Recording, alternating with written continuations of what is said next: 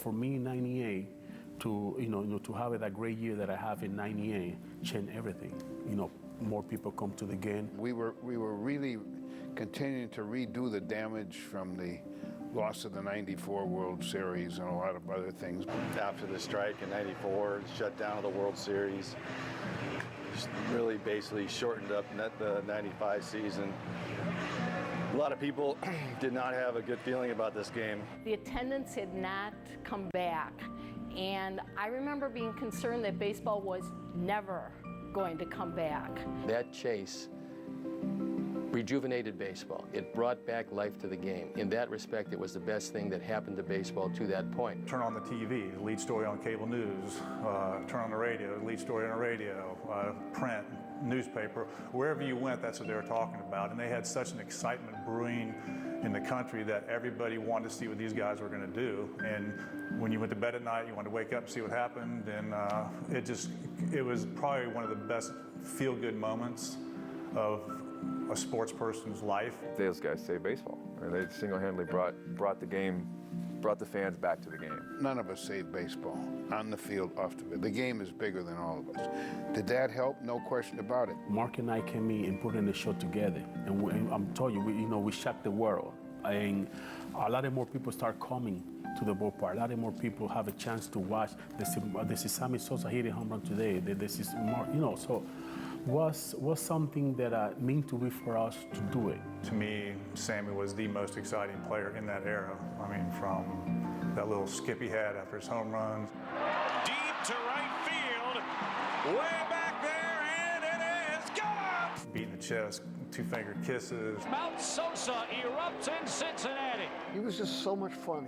The way he loved every moment of it. And I think that joy that he had is what really rubbed off on fans. I loved managing Sammy.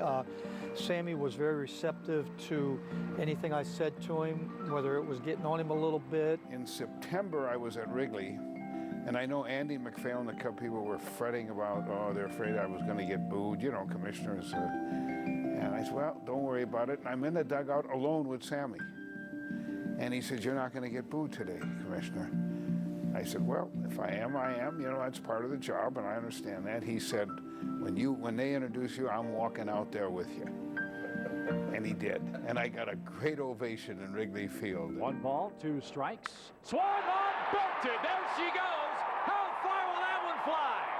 Off the scoreboard. Oh, baby, what a bomb. I don't think I've ever seen one hit farther than that here.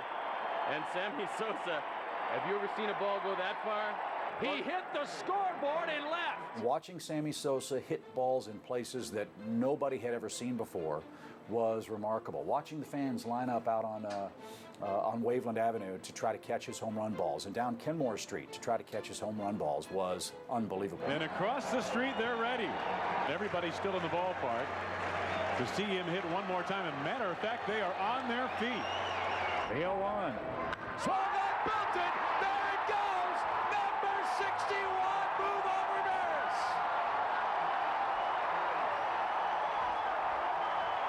That ball was murder. Well, Chip, it went by the yellow building. It would have gone through one of the windows, but it went way down the street. It was a madhouse out there, and when the balls came out of the ballpark, I mean, you better be football players strong. I mean, you couldn't be a weakling out there. They just mowed people over. It was just bedlam. Crowds of people. It was funny when Sosa was at bat, they'd come running out of Murphy's, they'd come running out of Bernie's, and they'd fill the streets up. Here it is. Curve, swung on, belted, deep toward left. He's got 20 this month. Oh, baby, he tomahawked it right out of the yard. 20 home runs, 40 batted in. Are you kidding me? What a month. Fans on their feet, they want a curtain call from a man who hit 20 home runs in 1 month. And Sammy Sosa has been miraculous this month. He hit 20 home runs in June. Like, it was great because I pitched like 5 times in June. So he hit a bunch of home runs when I pitched, so I loved it. Breaking ball, belted, deep left center field. It's a 1-run game. to watch him grow as a hitter. He did some great things hitting, started laying off certain pitches. It was really special to watch that, because when he started laying off that high fastball they used to get him to chase, you could hear a collective sigh throughout the National League, like, uh-oh, there's one more place we can't get him. Deep to left, if it's fair, it's gone! Across Waveland Avenue, Sammy Sosa, his 29th! That was one of the longest home runs we've seen here in a long time. Jack Penla, or in 98, I think it was, he came out and he was watching Chippy Jones. Because Chippy Jones do the T-tap very good. And we picked something from there. And then I remember I went back home and I practiced and I watched the video most of the time. And then when I came back in 98, I started doing it slowly until to get my rhythm. And then after that, it was incredible. The 3-2. Swung on, belted, left center field, to the wall. And Sammy crushes that baby. He's 1 for 2, and he sends a rocket deep toward left. Back goes Mabry, at the track, at the wall. He's got it, number 48. And Sammy, who just missed in the third, puts the Cubs on top by 4 with his 48th. The fans going crazy here in Chicago. Here was this guy down south of Sammy. He was in St. Louis. He was a lot bigger than Sammy, a lot stronger than Sammy. And this guy was tearing it up.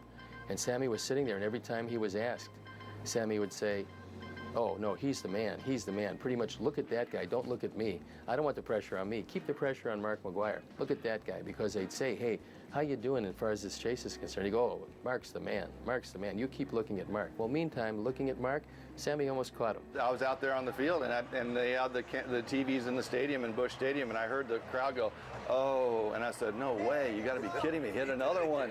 Those two guys were landing haymakers from 700 miles away. Sammy would hit 2 in the afternoon, McGwire would hit 2 in the evening for the Cardinals. It was great theater, it was great drama, it was a race within a race. You know, all the Cubs fans wanted to see their guy beat the hated Cardinal. Watching it from the inside and being part of it and seeing all the ins and outs of it, it was, I mean, I'll never forget it. It was a crazy, crazy year. 1998 Summer of Sammy is presented by Elgin Hyundai. There's only one way to buy a Hyundai. Go to elginhyundai.com today. How many ways are there to buy a Hyundai? Only one way, by going to Elgin Hyundai.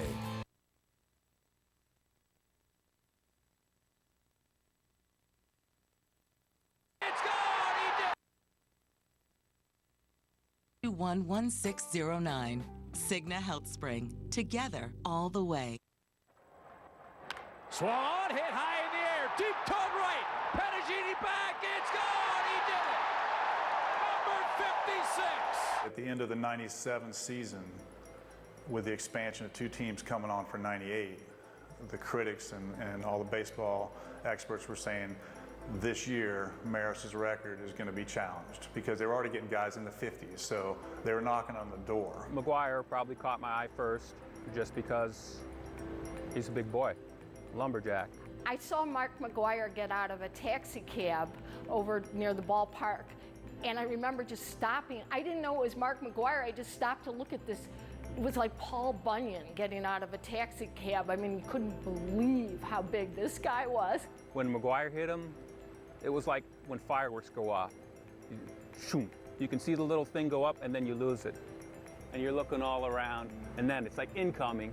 So McGwire hit him so high and so far. He has more power than anybody that ever played. They could talk about, like I say, the Mickey Mantles and whoever, but everybody who watches him take batting practice says the ball travels further than they've ever seen it. In the left field, they can't say it anymore. 60! They called us and said, hey, we'd like you to be on hand for when Mark breaks the record. There goes number 61. Is it there? Yes! And McGwire is alone with Roger Maris.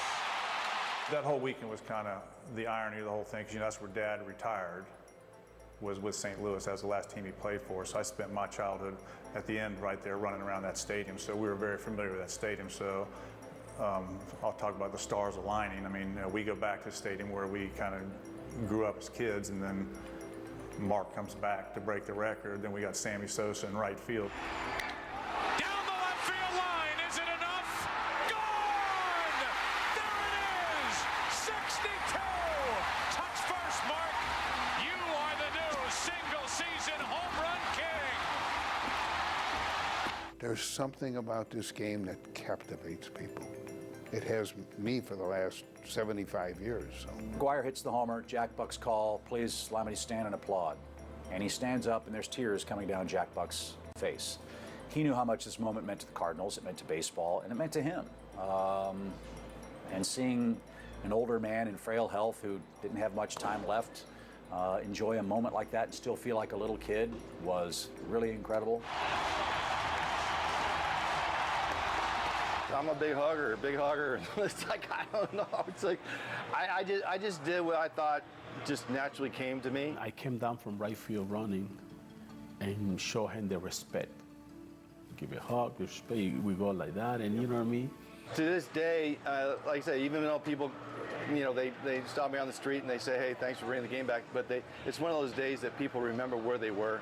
You kind of think back to when it happened to your dad, like, what was it like? So you had those parallels, like, you know, well, what would it have been like if people really wanted my dad to break the record, kind of like everybody wanted Mark to break the record, you know? Even was two lions fighting for the first place, but also it's not only that, it not was any jealousy between us. You do your job, I do mine. You know what I mean? If you fall behind, it's okay. But at least, you know, we both made history that year. Look at those folks waiting for number 62. 61 came here and bounced, and that's the one that John Witt got, and he got rushed into a van because there's just a crowd of people. And it was, not that I was ever in fear of my life or anything like that, but it was borderline scary. The 2-1. Swung on, there she goes! Number 62! Move over, Big Mac, you got company! And then there were two. McGuire and Sosa alone atop the leaderboard with 2 weeks to go. And Sammy Sosa with 2 monstrous home runs has caught Big Mac. He's human after all. I witnessed 2 number 62s, and I'm so proud to be a part of it. He's doing this independent race, as you say, and you know, it's just a magical year for Sammy. What will you say to Sammy when you get a chance to be alone with Sam? Well, I talked to him already. You know, I just said, hey, you know, we appreciate what you've done for this ball club, this whole organization, and if you never get another hit the rest of your life, this organization's indebted to you for what you've done for this city and this ball club. 2 down, Sosa waiting, swung on! Deep, Mark McGuire, you got company! 63, grand slam home run! Sammy Sosa! Move on, Mark McGuire, you got company coming. It was Sammy Day. He took phone calls from the Maris family and Commissioner Bud Selig, and then showed more of himself. Hey, Sammy, you have 10 home runs against the Brewers this year. Is anybody happier than you are that they switched to the National League? That was a good move right there. I had 60 twice, you know, I mean 2 other years in a row also, you know what I mean, 3 times. So that was only 1. Because sometimes people say, oh, you did only what you got lucky. No. Exactly 3 times. So pretty much, you know, I'm very happy about it. It's not only the 98, but 3 times 60, son, I don't think nobody have a chance to do, not even Bay if he come back. Yeah, with other respect. Exactly. 19. I think expansion has a lot to do with it. I don't know whether the ball is juiced or not, but I know there's, 30 pitchers in the league that probably normally wouldn't ordinarily be here. So, guys like Griffey and McGuire and Sosa and Juan Gonzalez, they're going to eat those pitchers up. 70s, you'd go to spring training to get in shape. Now guys are coming into the season in shape, and that's the difference. I knew within a year or 2 after that we really had a problem. There's no question about it. I was well aware of what was going on at the time, but the thing you got to realize is that it was such a big feel-good story, and it was bigger than life. And, no one wanted anybody to pop the balloon. There were people who suspected what was going on. I think all of us did. But at that time and era in baseball, it wasn't illegal. It may have been morally wrong, but it wasn't illegal. And it wasn't right But I'm of a mind that it's really dangerous to compare eras in Major League Baseball. When you look at how people are raised and you realize that they have to feed themselves and their family and their extended family, and they're coming from an area where they have nothing at all, or sometimes they don't have enough money for a baseball glove, sometimes they don't have any money to feed their children, then I say do whatever you have to do and do it.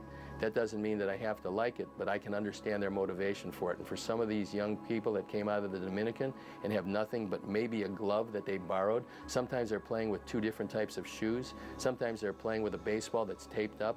I can understand where they would be doing anything they could. So I understand the motivation for it. Sometimes I have a hard time understanding the motivation for somebody in this country who has a few advantages. I've really never gotten angry over the whole thing. You know, it's just, I think it is what it is. I mean, it happened. You know, it was part of the history of baseball. Sammy should be celebrated, not just shamed. And there is no one on this earth who actually knows how many players did and how many players didn't. And I kind of look at it that way, where there are rumors of guys who failed tests when the tests weren't supposed to count. And I just ignore it because, you know what? We don't know. They probably didn't know. I think if Sammy stepped forward and said, look, am I happy with what I did? No. Would I do it again? No. I mean, if you're around Sammy, he makes you smile. He's infectious. He's just such a charming guy, you know. I don't know why people would be down on him, and you know, I just hope that it gets straightened out, because he certainly should be here and honored. I think everybody in baseball wants him back in the game. It's like, you know, he was a great part of the game, and what he's done in his whole career. So, city of Chicago and the game of baseball would love to have you back.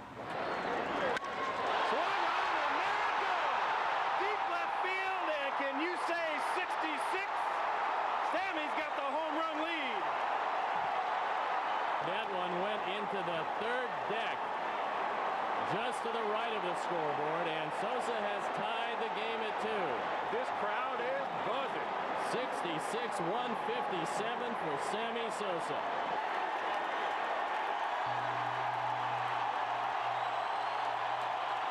I was playing for a company many years ago. It was the Tribune Company. So after I retired, you know what I mean, I formed my own company. So I'm not looking for a job. And when I call somebody, I will, you know, first thing that I say, I'm not looking for a job, just call you to say hello, you know. So I have my own company. I'm comfortable, thank God I got my beautiful family. I got my friends, you know what I mean? They know, and I have, you know, all my Chicago fans in the whole world of people respect me. If one day I come back to Chicago, I come back for the fans. You know, those people, I own those people something. Mark McGwire's come back and been a very important figure in baseball. Barry Bonds has come back and been hitting coach and instructor for 2 different teams. Other people have been forgiven, and it's almost like he's Napoleon in exile. I mean, well, why isn't he back? For me, I remember him bringing baseball back and how exciting that season was, and I can't turn my back on him. If you lived in Chicago or a Chicago fan or whatever, I mean, I don't see how, and I didn't live there, but just from my perception of the whole thing, I mean, he was the real deal, and he was Mr. Excitement, Mr. Chicago, and he was the reason why Chicago was on the map. I think the Cubs, because Sammy is part of their history. Whether you like Sammy or you don't like Sammy, whether you view what he did as good or bad, Sammy should be welcomed back, as just about everybody has been welcomed back to the Cubs. Everyone who's a part of their history should be welcomed back, because at the end, all we have is this very small fraternity. If you did something monumental for the Chicago Cubs, you should come back and be part of their history, because whether they like it or not, you are part of their history. I think Sammy was great for the Chicago. I think it was great for the Cubs organization. I don't know the beef of what everybody has, and I know that Sammy was ready to play. Every day I played with him, he was ready to go. It's not my place to be telling the Cubs what to do, but I just hope that relationship can get to the point where Sammy's back in here and welcomed and revered by the fans again. I think everybody would agree that his final days as a Cub were probably not handled well by either side. There was a rift that developed there that it's unfortunate. It happens. Would I love to see Sammy and Mark McGwire and Rafael Palmeiro and Roger Clemens get in the Hall of Fame? Yeah, I would. I think that our fans are smart enough to understand and know what happened in that era, and you could put a little line on the plaque, played in the era known as the PED era, and let people make their own decisions about who was right and who was wrong. It should be, here it is, okay, steroid era, here, and this should be the record. So if you want Maris, take him, if you want him, but if somebody hits 62, we're gonna recognize this guy as this guy. You know, my legacy, nobody gonna take it away from me. Doesn't matter what they done. You know what I mean? So, you know, for that, I'm happy, I'm pleased, and, you know, look, the time will heal everything, you know what I mean? So, you know, expecting, you know, in the near future, you know what I mean, somebody don't forget what I done in this country, and then they recognize me like you know, like the President Clinton recognized me. I'd like to see Sammy back in the game one way or another. I just think that it was a piece of history that was really fun. They probably both engaged in activities that were detrimental to the game of baseball, that it's a shame they felt that they had to do that to achieve what they had to achieve, but it doesn't diminish how difficult it is to do what they did. So taking and giving them all due credit and taking away the fact that they had to do something outside the rules of the game to achieve it, I think it was monumental. I don't believe either deserved to be in the Hall of Fame. As far as a baseball season, the 1998 season was the most exciting baseball season that I witnessed in my lifetime.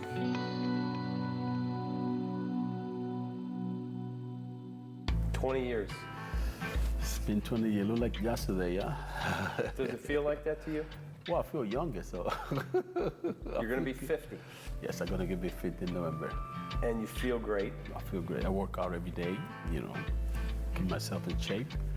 So I'm you know, trust me, I'm gonna go to 120, so I'm gonna live until 120, so that's what I'm looking for. Yeah, a long time to go. I know, it's like my challenge, you know? So for far more than baseball, Sammy Sosa, you're a hero in two countries tonight. Thank you.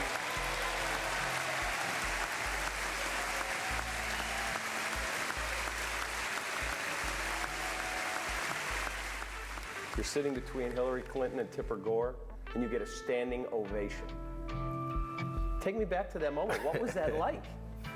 Well, you look like you're emotional. Yes, well, you know, it's got me to, you know, it really, you know, caught my attention. It was very impressed. And from there, you know, took me there, and he, you know, he took me there, and he decided to, you know, recognize me. That accomplishment right there made my life. The kiss, I would say that I'll throw the kiss to my wife, and then I say to my mom, and then in Chicago, I remember I had a little there, and one of the old lady came to me and said, "Why you don't throw one for the grandma?" And I started doing it 1, 2, and then another guy, one for me. So I mean, that's why you see me throw 1, 2, 3, 4, 5. Not only was for my mom, but for everybody that I promised that. Yeah, mom, yes, wife, yes, grandma, and the fans. That's right. Pretty good. Yes. I'm going to kiss Chicago right now. Oh, yeah. I love you guys. Still here, still standing. This is what their clubhouse looks like now. Wow. No. Yeah. Remember where you used to park? Yes, yeah, parking lot. They dug down and put a new clubhouse in. No way. Yeah. And I hope that we get to take you around sometime. Hey, I'll be here if you're not, you know, if you're not gonna be, I'll be in Dubai. Exactly, or Paris. You can call me collect. That's pretty good. I'll give you that one. That's pretty good.